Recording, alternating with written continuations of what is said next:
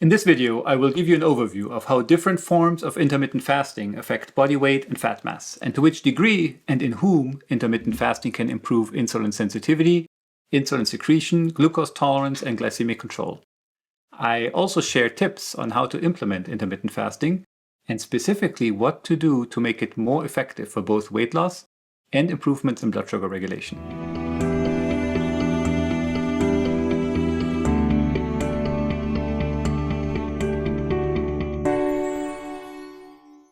Welcome to Nourished by Science on YouTube. My name is Mario, and on this channel I share evidence-based content about nutrition and the prevention of chronic disease.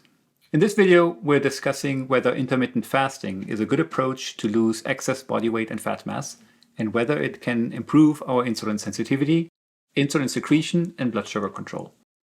I will also reveal several trials that have investigated the degree to which intermittent fasting can bring type 2 diabetes into remission, and I'll close by sharing practical tips to consider when choosing a specific form of intermittent fasting and how to implement it. Let's start with a quick overview of different types of intermittent fasting. Intermittent fasting simply means that we make a conscious effort to not eat or drink anything with calories for a defined period of time, or to consume considerably less than we usually would. Time-restricted eating, or TRE, is a type of intermittent fasting where we eat only in a narrow window of most commonly 6 to 10 hours during the day, allowing us to have an extended fasting period of 14 to 18 hours overnight. In my opinion, TRE is a separate case from what we will discuss in this video here, because in TRE we are not ever consciously restricting our calorie intake.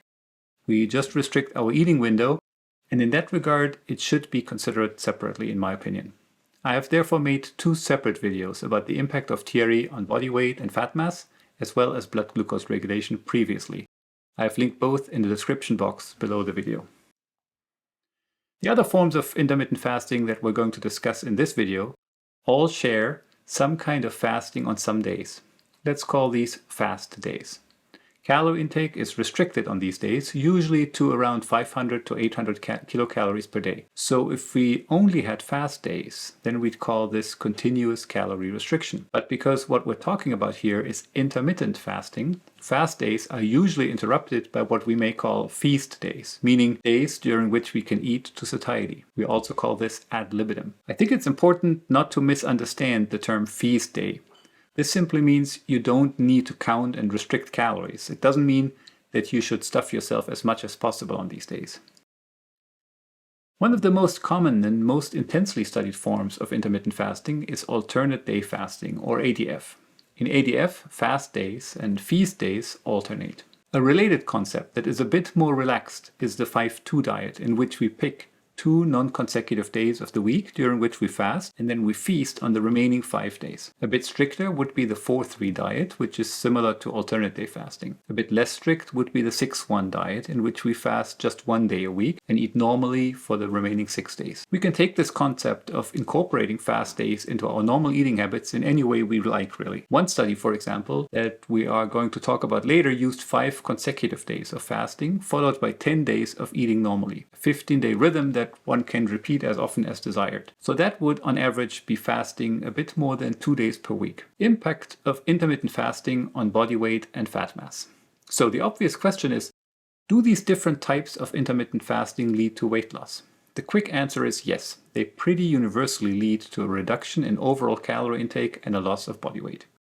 How much weight can we expect to lose with intermittent fasting? From the published papers in this area, I have prepared this graph here to summarize the degree of weight loss in kilograms per week here on the y-axis relative to the number of fast days per week on the x-axis. Each blue dot represents the average weight loss from one published randomized control trial. Alternate day fasting means 3.5 fast days per week, and this here is the weekly weight loss seen with that approach. The 4-3 diet has 3 fast days per week, and the 5-2 diet has 2 fast days per week. Let's first focus on alternate day fasting. You see that in all studies, participants lose weight with alternate day fasting. In some studies, this averaged just 1/4 kilo or 1/2 pound per week, but in others, it approached 1 kilo per week, equivalent to about 2 pounds per week. In general, weight loss per week is higher in shorter-term studies over 4 or 8 weeks, whereas it is lower in longer-term studies of 12 to 24 weeks. That is simply because our body adjusts to weight loss and the rate of weight loss slows down over time as we lose weight. How about the 4-3 diet and the 5-2 diet? These data are a bit unexpected in that there are several studies where people fasted less frequently than with alternate day fasting and still lost more weight. Quite a bit more weight even. Why is that? Well, these 4 studies here all tested a combination of intermittent fasting and a high protein diet. As we have discussed previously, a higher protein intake makes our meals more satiating per calorie, and calorie intake and body weight spontaneously drop.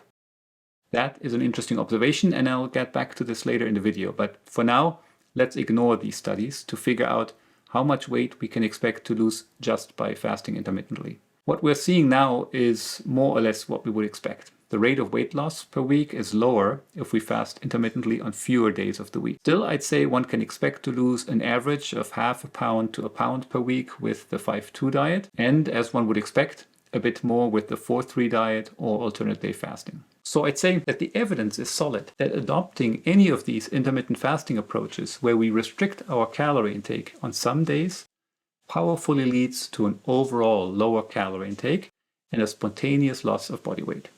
And if we lose body weight on intermittent fasting, about 2/3 of that weight loss comes from losing fat mass, and about 1/3 comes from losing fat-free mass, which includes muscle tissue. That is the average at least, and that is similar to losing weight from any other method.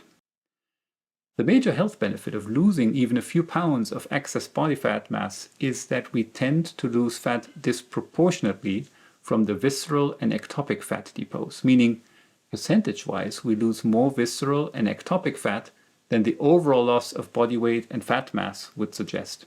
For example, in this study here by Holmer and colleagues, patients with non-alcoholic fatty liver, or NAFLD, followed a 5-2 diet for 12 weeks. They lost, on average, 7.4% of their baseline body weight, but their liver fat content was reduced from a baseline of 12% liver fat to 5.9%. So that's a reduction by 6.1 percentage points in terms of the absolute liver fat content, which is very meaningful. Or, expressed differently, a relative reduction from baseline by 51%. So it's a good thing if we lose some body weight while fasting intermittently that most of that is lost in the form of fat mass. And if we do have excess visceral and ectopic fat, we tend to lose that first. However, it comes at a bit of a price because on average, people also lose some lean mass, including muscle mass. That is not desirable because having more lean muscle mass is a key determinant of long-term health. We can reduce the degree of lean mass loss by doing 2 things. 1, make sure we keep our protein intake high, both on fast days and on feast days, and we should engage in regular resistance training or at least some other form of exercise while we're fasting intermittently. Several studies have directly tested this and show that prioritizing protein and engaging in regular exercise can help us largely preserve our lean mass. Why does intermittent fasting reduce body weight? So why do we lose weight when we fast intermittently? Why don't we just eat more on feast days to make up for our caloric deficit on fast days? The answer to this is because of incomplete compensation. This is an important concept that is worth explaining some more. Let's create an example of someone who has a normal calorie intake of 2,000 kilocalories per day, and they are weight stable at that intake level. Now they start alternate day fasting and eat 500 kilocalories on fast days. That creates a deficit of 1,500 kilocalories on these fast days, and as a result, they may eat more on feast days. The kicker here is that they do eat more, but not 1,500 kilocalories more. The data suggests that they may eat 200 kilocalories more or 300. The exact number is difficult to quantify because in most studies, calorie intake is quantified by self-report, and self-report is not very accurate if we want to quantify someone's calorie intake. But what we can say clearly is that the average calorie intake across each pair of 2 days is lower than 2,000 kilocalories because we do consistently see that people lose weight when they follow alternate day fasting. In other words, yes, people do compensate for the lower calorie intake on fast days, but not completely. That's why I would call the principle that leads to weight loss with intermittent fasting incomplete compensation. Impact of intermittent fasting on blood glucose regulation. As I've explained in several past videos, carrying excess body fat in visceral and ectopic depots is one of the most common causes of insulin resistance and glucose intolerance. So it is probably not overly surprising that when people adopt some form of intermittent fasting and lose weight, their insulin sensitivity and glucose tolerance tend to improve. However, broadly speaking, two conditions need to be met to see improvements in insulin sensitivity or glycemic control in people following intermittent fasting. The people studied must have suboptimal blood glucose regulation at baseline, and they must be overweight or obese and lose a significant amount of weight and fat mass. In general, people with overweight or obesity who start insulin resistant experience improvements in insulin sensitivity, and if they also have elevated blood glucose levels, such as elevated fasting glucose or HbA1c levels, they experience a reduction in these biomarkers if they lose significant amounts of weight and fat mass. We also have some limited evidence that weight loss associated with intermittent fasting improves glucose tolerance in an oral glucose tolerance test, or OGTT. The problem here is that most studies in this field did not conduct an OGTT or other more sophisticated tests of blood glucose regulation. And that is also why we have no good data on the impact of intermittent fasting on beta cell function, the ability of the pancreas to produce insulin. Can intermittent fasting reverse type 2 diabetes? If intermittent fasting can improve insulin sensitivity, glucose tolerance, and glycemic control, does this mean we could even reverse prediabetes or type 2 diabetes by fasting intermittently? We have some intriguing data from randomized controlled trials in people with type 2 diabetes that I'd like to share. The first is a study by Guo and colleagues that was published earlier this year. These investigators randomized 405 adults, so this was a big study, with overweight or obesity and newly diagnosed type 2 diabetes to one of three intervention groups. The first group received the anti-diabetes medication metformin daily. Metformin has several mechanisms of action, but its main one is probably that it increases insulin sensitivity. The second group received an anti-diabetes drug of the SGLT2 inhibitor class. These medications cause the kidneys to excrete more glucose, thereby lowering blood glucose levels and also basically getting rid of some extra calories. The third group received advice to follow the 5-2 diet, where they restricted their caloric intake to 500 to 600 kilocalories per day on 2 fasting days per week, while eating to satiety the remaining 5 days of the week. Participants in the 5-2 diet group also replaced some of their other food with a high-protein meal replacement shake. So this was not just an intervention comparing anti-diabetic medications to the 5-2 diet alone. They tested 5-2 plus a slight increase in protein intake. So let's keep that in mind. Participants followed these different interventions for 16 weeks, and then there was an additional follow-up assessment 8 weeks later, meaning 24 weeks after the baseline. Over the 16-week intervention period, participants in the 5-2 diet group lost an average of 9.7 kilograms or 21 pounds, which was more than those in the metformin group at minus 5.5 kilograms or 12 pounds, and those in the SGLT2 inhibitor group at minus 5.8 kilograms or 13 pounds. Now we're getting to the really interesting finding though.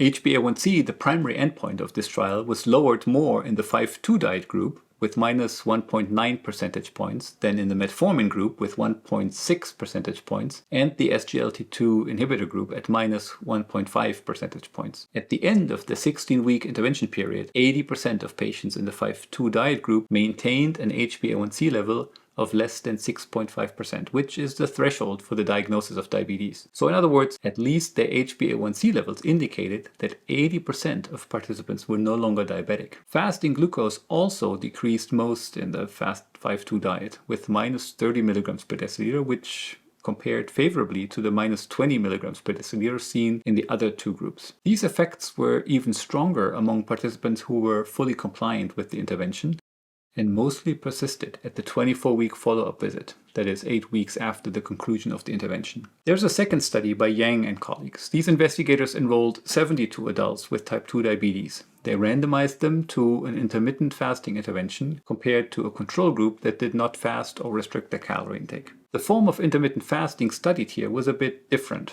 from that used in most other studies. Participants were asked to restrict their calorie intake to 840 kilocalories per day for 5 consecutive days, followed by 10 days of eating to satiety. This 15-day pattern then repeated for a total intervention duration of 3 months. at which time participants were studied again. Investigators also followed up with participants at 6 months and 12 months after baseline to see to which degree any benefits would persist. At the end of the 3-month intervention period, the intermittent fasting group had lost substantially more weight than the control group, minus 5.9 kilograms or 13 pounds. Of course, this was to be expected because only one group fasted. Diabetes remission, defined as HbA1c below 6.5% without medication, was achieved in 17 of the 36 participants in the intermittent fasting group, and 16 of 36 were still in remission at the 12-month follow-up time point, that is 9 months after completion of the intervention. Average HbA1c was reduced more in the intermittent fasting group by 1.8 percentage points compared to an increase of 0.4 percentage points in the control group. And fasting glucose was reduced to a greater degree in the intermittent fasting group compared to control, by a whopping 33 milligrams per deciliter or 1.8 millimoles per liter. To me, these are extremely encouraging results. People who have type 2 diabetes and are overweight or obese usually are to a large degree insulin resistant and glucose intolerant because of excess body fat, specifically visceral and ectopic fat. And it does make a lot of sense that the best approach to addressing this root cause of the underlying insulin resistance would be to try to get rid of the excess body fat. Any intervention that can do this would be expected to benefit insulin sensitivity and glucose tolerance, with the potential to reverse type 2 diabetes fully in a large percentage of affected individuals, and certainly also prediabetes in most individuals. One trial discussed here used the 5-2 diet with an additional increase in protein intake. The other used this unusual form of intermittent fasting with 5 consecutive fasting days followed by 10 ad libitum days.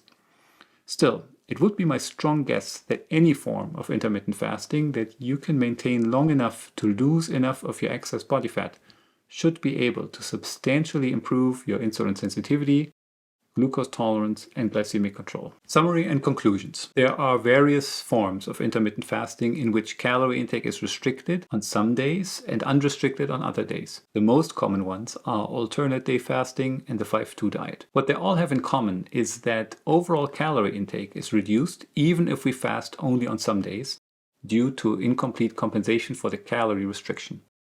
As a result, we lose body weight and fat mass. In general, the degree of weight loss is roughly proportional to the number of fasting days per week. So alternate day fasting, where we fast 3.5 days per week, is more effective than the 5-2 diet, for example, where we only fast 2 days per week. If we start with excess body fat that has resulted in insulin resistance and potentially glucose intolerance, such as prediabetes or type 2 diabetes, then we can expect that any sufficiently large loss of excess body fat will lead to an improvement in insulin sensitivity, glucose tolerance, and glycemic control.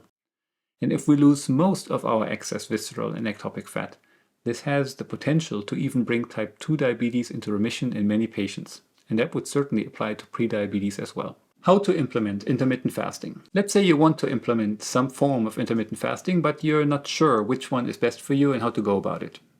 Now, my very first suggestion is that if you have a pre-existing condition, such as diabetes or a history of hypoglycemic episodes, talk to your doctor first before you start intermittent fasting.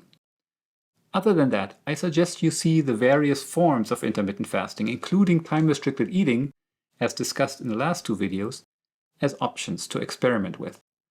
If you have a normal body weight and your main goal is the prevention of weight gain, then my suggestion would be to pick a moderate form of time-restricted eating, such as maybe 10-hour TRE. Alternatively, as a weight maintenance protocol, you could also do something like the 5-2 diet for 1 month, once a year, for example, or as is necessary to prevent weight gain.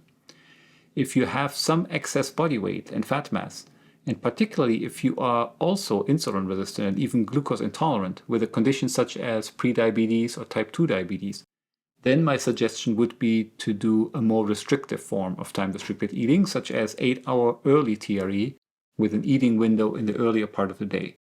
Or experiment with one of the other forms of intermittent fasting discussed in this video here.